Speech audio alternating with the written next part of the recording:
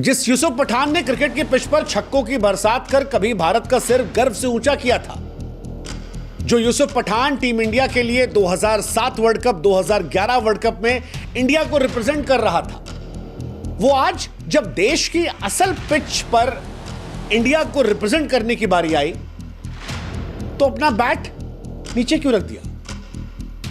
वो आज खामोश क्यों हो गया? जब भारत को अपनी एकजुटता और आतंक के खिलाफ जीरो टॉलरेंस का संदेश सारी दुनिया को पहुंचाना था, तब यूसुफ पठान अलग क्यों हो गया? क्या देश से बड़ा कुछ हो सकता है यूसुफ पठान? क्या ममता बनर्जी की पार्टी लाइन इतनी मजबूत है कि आप भारत के सम्मान को भी पीछे छोड़ दें? मतलब ये वो देश है जिसने यूसुफ पठान को सब कुछ दिया, नाम दिया, दौलत दिया, शोहरत दिया, इज्जत दिया। स्टेडियम में तालियों की गड़गड़ाहट से लेकर संसद की कुर्सी तक भारत ने सब कुछ सौंपा।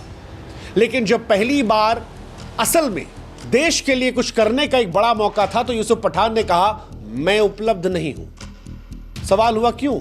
तो कहा कि हमारी पार्टी ने कहा है। अरे भाई साहब, कोई क्लब के लिए मीटिंग करने थोड़ी ना जाना था आपको इंडिया को रिप्रेजेंट करना था। ऐसे मौके जीवन में शायद एक आध बार आते हैं। आप सीख सकते थे शिखर धवन से। गब्बर मैदान के अंदर जिस तरह गेंद को हंसते हंसते सीमा रेखा के पार कराते थे, जब बात देश की आई तो किस बेबाकी से शिखर धवन ने भारत के लिए आवाज उठाई। गौतम गंभीर, जिनके साथ आप कोलकाता नाइट राइडर में खेलते थे, जो आपके साथ संसद में रहे, उन्होंने देश की आवाज उठाने के लिए कभी पीछे कदम नहीं हटाए। और यूसुफ, आपने दूसरी बार डिसअपॉइंट कर दिया। हालांकि हम चाहते हैं कि आप भी हमारी एक मदद करें, हमारे व्हाट्सएप चैनल से जुड़ें।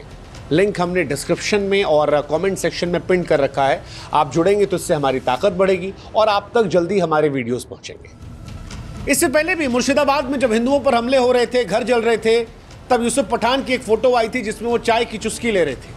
और तब भी यह सवाल आया था कि यार, क्या पार्टी लाइन के चक्कर में देश के बारे में यूसुफ पठान ने सोचना छोड़ दिया है?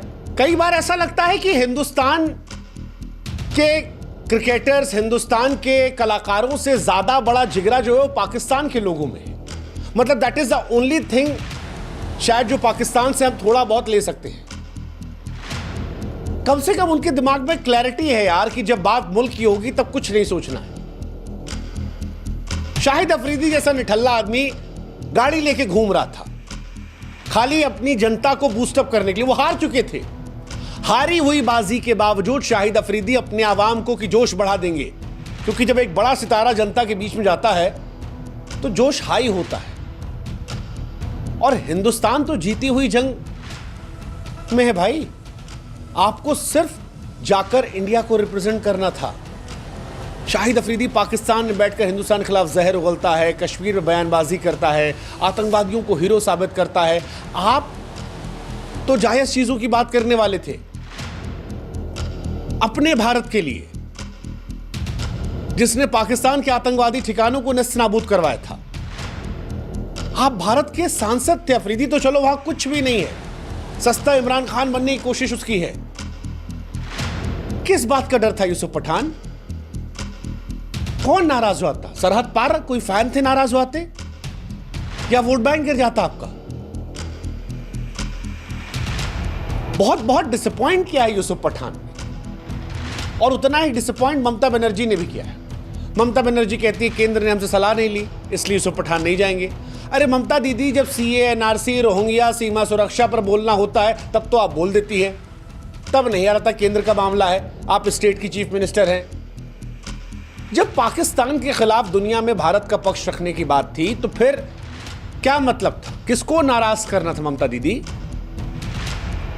आपको भी पॉलिटिक्स करना था, करवा लिया आपने पॉलिटिक्स। आपने मना कर दिया, शुभेंदु अधिकारी ने कह दिया कि देखो भैया, यूसुफ पठान को इंडोनेशिया जैसे मुस्लिम देश भेज रहे थे ताकि इंडिया को रिप्रेजेंट करें। आपने मौका छीन लिया क्योंकि यूसुफ पठान के इलाके में मुसलमान बहुत हैं। ये सब शुरू करवा दिया आप लोगों ने। यूसुफ पठान, आप अगर इंडिया को रिप्रेजेंट करने जाते, आप अपने इलाके के मुसलमानों का मान बढ़ाते। आप ओवैसी साहब से सीखो। ओवैसी ने कैसे कहा कि AIMIM का नेता बाद में, अभी इंडिया को रिप्रेजेंट करना। उमर अब्दुल्ला सीखो यार, शशि थरूर से सीखो।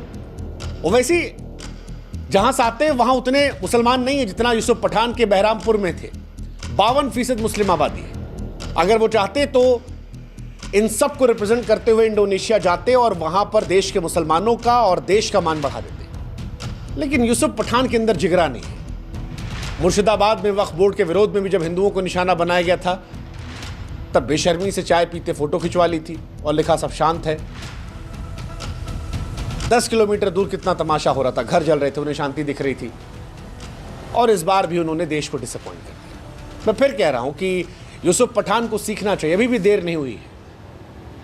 पार्टी लाइन से आगे भी कुछ है, देश की बात है। ये मौके रोज नहीं आते यूसुफ। आज हृदय में पीड़ा हो रही है इसलिए आपसे शिकायत कर रहे हैं, क्योंकि आप क्रिकेट खेलते थे महाराज। 140 करोड़ लोगों ने आपके लिए एक साथ तालियां बजाई है। कोई नेता मना कर देता बुरा नहीं लगता, आप मना कर रहे आपके लिए बुरा लग रहा। आप तिरंगा पहनते थे, आप पार्टी के झंडे में एडजस्ट कर ले गए। अरे सीखे कुछ शशि थरूर से, कांग्रेस के नेता हैं। कांग्रेस मना कर रही थी, कहे देश पहले है, लेकिन यूसुफ पठान पार्टी की आड़ में छिप गए। क्या संदेश दे रहे हो? देश से ज्यादा विचारधारा, वोट बैंक जरूरी है। ये पहला मौका था यूसुफ भाई, आप चूक गए।